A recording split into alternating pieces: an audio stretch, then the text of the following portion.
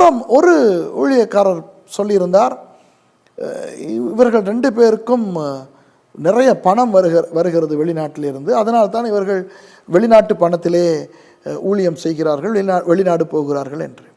இப்போ நானும் மனைவியும் கவலைப்பட்டோம்.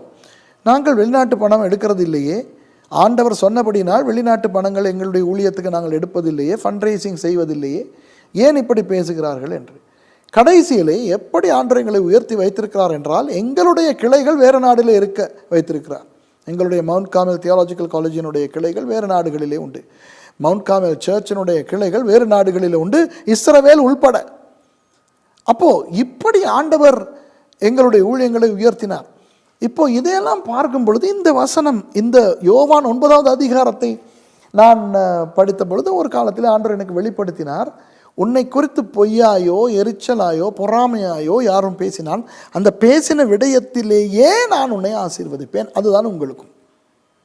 உங்களை குறித்து யாராவது பொய்யாய் அல்லது தேவையில்லாமல் பேசினால், நீங்கள் சபிக்கப்பட்டவர்கள், நீங்கள் உங்களுடைய பரம்பரை சாபம், உங்களுடைய பலவீனம், இதனால் நீங்கள் இப்படி இருக்கிறீர்கள், உருப்படவே மாட்டீர்கள், இப்படியெல்லாம் யாராவது உங்களுக்கு எதிராக பேசினால் கவலைப்படாதீர்கள், சந்தோஷப்படுங்கள். ஏனென்றால் அந்த விதத்தில் கர்த்தர் உங்களை ஆசீர்வதிக்க போகிறார்.